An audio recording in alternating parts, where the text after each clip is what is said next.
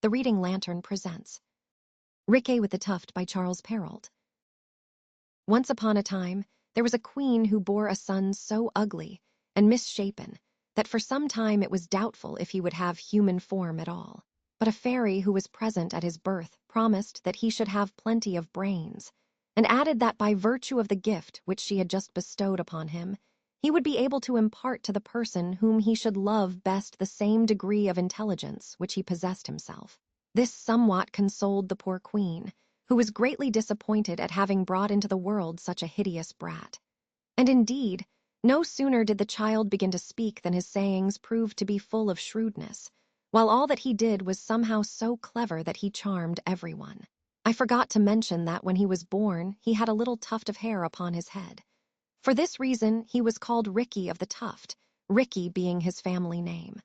Some 7 or 8 years later, the queen of a neighboring kingdom gave birth to twin daughters. The first one to come into the world was more beautiful than the dawn, and the queen was so overjoyed that it was feared her great excitement might do her some harm. The same fairy who had assisted at the birth of Riquet of the Tuft was present, and in order to moderate the transports of the queen, she declared that this little princess would have no sense at all, and would be as stupid as she was beautiful. The queen was deeply mortified, and a moment or two later her chagrin became greater still, for the second daughter proved to be extremely ugly. "Do not be distressed, madam," said the fairy. "Your daughter shall be recompensed in another way. She shall have so much good sense that her lack of beauty will scarcely be noticed." "May heaven grant it," said the queen. "But is there no means by which the elder, who is so beautiful, can be endowed with some intelligence?" "In the matter of brains I can do nothing for her, madam," said the fairy. "But as regards beauty I can do a great deal. As there is nothing I would not do to please you, I will bestow upon her the power of making beautiful any person who shall greatly please her." As the two princesses grew up, their perfections increased, and everywhere the beauty of the elder and the wit of the younger were the subject of common talk. It is equally true that their defects also increased as they became older. The younger grew uglier every minute, and the elder daily became more stupid. Either she answered nothing at all when spoken to, or replied with some idiotic remark.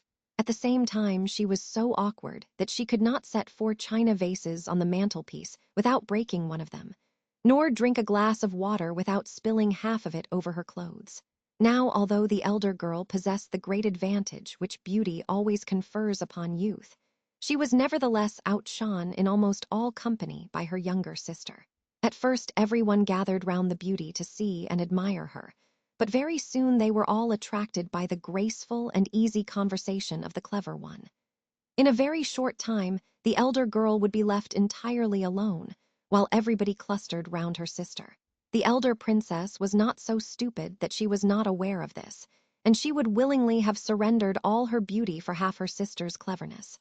Sometimes she was ready to die of grief, for the queen, though a sensible woman, could not refrain from occasionally reproaching her with her stupidity. The princess had retired one day to a wood to bemoan her misfortune, when she saw approaching her an ugly little man, of very disagreeable appearance, but clad in magnificent attire. This was the young Prince Riquet of the Tuft. He had fallen in love with her portrait, which was everywhere to be seen, and had left his father's kingdom in order to have the pleasure of seeing and talking to her. Delighted to meet her thus alone, he approached with every mark of respect and politeness. But while he paid her the usual compliments, he noticed that she was plunged in melancholy. "I cannot understand, madam," he said, "how anyone with your beauty can be so sad as you appear. I can boast of having seen many fair ladies, and I declare that none of them could compare in beauty with you." "It is very kind of you to say so, sir," answered the princess, and stopped there, at a loss what to say further. "Beauty," said Riquet, "is of such great advantage that everything else can be disregarded, and I do not see that the possessor of it can have anything much to grieve about." To this the princess replied, "I would rather be as plain as you are and have some sense, than be as beautiful as I am and at the same time stupid. Nothing more clearly displays good sense, madam, than a belief that one is not possessed of it. It follows, therefore, that the more one has, the more one fears it to be wanting." "I am not sure about that," said the princess, but I know only too well that I am very stupid, and this is the reason of the misery which is nearly killing me. If that is all that troubles you, madam, I can easily put an end to your suffering." "How will you manage that?" said the princess. "I am able, madam," said Riquet of the Tuft, "to bestow as much good sense as it is possible to possess on the person whom I love the most. You are that person, and it therefore rests with you to decide whether you will acquire so much intelligence. The only condition is that you shall consent to marry me." The princess was dumbfounded and remained silent. "I can see," pursued Riquet, "that this suggestion perplexes you, and I am not surprised. But I will give you a whole year to make up your mind to it." The princess had so little sense, and at the same time desired it so ardently, that she persuaded herself the end of this year would never come. So she accepted the offer which had been made to her. No sooner had she given her word to Riquet that she would marry him within 1 year from that very day, than she felt a complete change come over her. She found herself able to say all that she wished with the greatest ease, and to say it in an elegant, finished, and natural manner. She at once engaged Riquet in a brilliant and lengthy conversation, holding her own so well that Riquet feared he had given her a larger share of sense than he had retained for himself. On her return to the palace, amazement reigned throughout the court at such a sudden and extraordinary change. Whereas formerly they had been accustomed to hear her give vent to silly, pert remarks, they now heard her express herself sensibly and very wittily. The entire court was overjoyed. The only person not too pleased was the younger sister, for now that she had no longer the advantage over the elder in wit, she seemed nothing but a little fright in comparison. The king himself often took her advice, and several times held his councils in her apartment. The news of this change spread abroad, and the princes of the neighboring kingdoms made many attempts to captivate her. Almost all asked her in marriage, but she found none with enough sense, and so she listened to all without promising herself to any. At last came one who was so powerful, so rich, so witty, and so handsome that she could not help being somewhat attracted by him. Her father noticed this, and told her she could make her own choice of a husband. She had only to declare herself. Now the more sense one has, the more difficult it is to make up one's mind in an affair of this kind. After thanking her father, therefore, she asked for a little time to think it over. In order to ponder quietly what she had better do, she went a walk in a wood, the very one, as it happened, where she encountered Riquet of the Tuft. While she walked, deep in thought, she heard beneath her feet a thudding sound, as though many people were running busily to and fro. Listening more attentively, she heard voices. "Bring me that boiler," said one. Then another put some wood on that fire. At that moment the ground opened, and she saw below what appeared to be a large kitchen full of cooks and scullions, and all the train of attendants which the preparation of a great banquet involves. A gang of some 20 or 30 spit-turners emerged and took up their positions round a very long table in a path in the wood.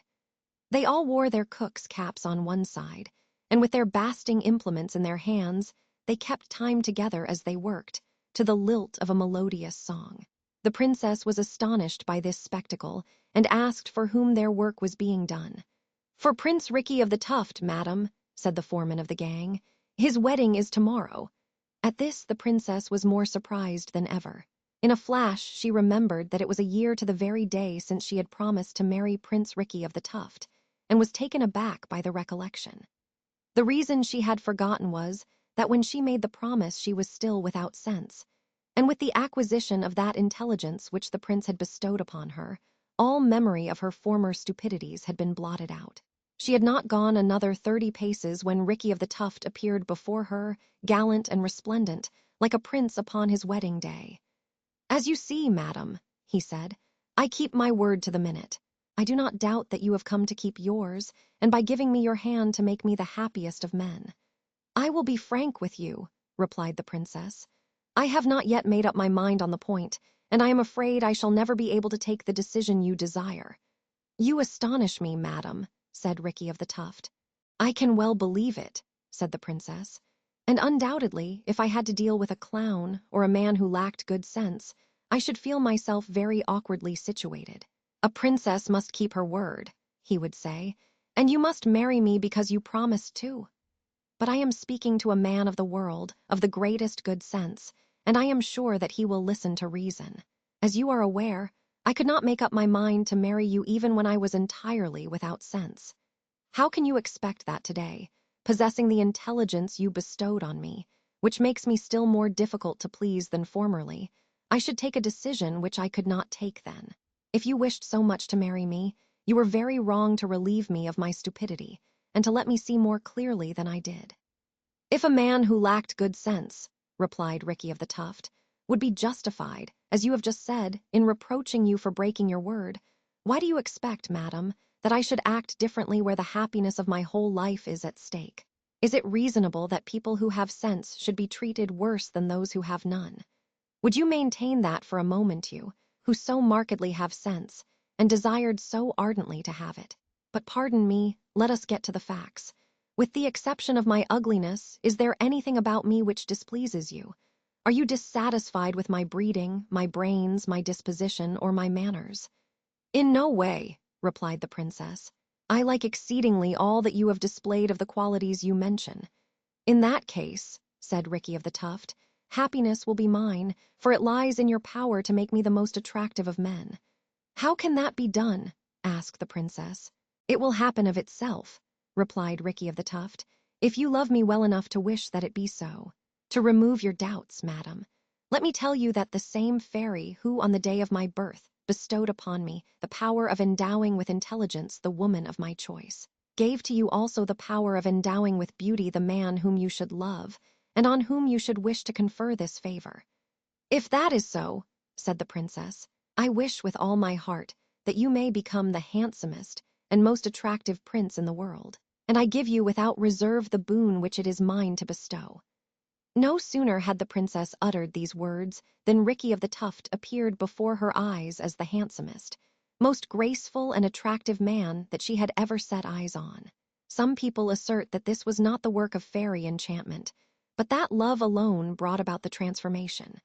They say that the princess, as she mused upon her lover's constancy, upon his good sense, and his many admirable qualities of heart and head, grew blind to the deformity of his body and the ugliness of his face, that his humpback seemed no more than was natural in a man who could make the courtliest of bows, and that the dreadful limp which had formerly distressed her now betokened nothing more than a certain diffidence and charming deference of manner. They say further that she found his eyes shine all the brighter for their squint, and that this defect in them was to her but a sign of passionate love, while his great red nose she found naught but martial and heroic. However that may be, the princess promised to marry him on the spot, provided only that he could obtain the consent of her royal father. The king knew Riquet of the Tuft to be a prince both wise and witty, and on learning of his daughter's regard for him, he accepted him with pleasure as a son-in-law. The wedding took place upon the morrow, just as Riquet of the Tuft had foreseen, and in accordance with the arrangements he had long ago put in train. Thank you for listening. If you enjoyed this story, don't forget to follow the reading lantern and let its light guide you to your next great tale.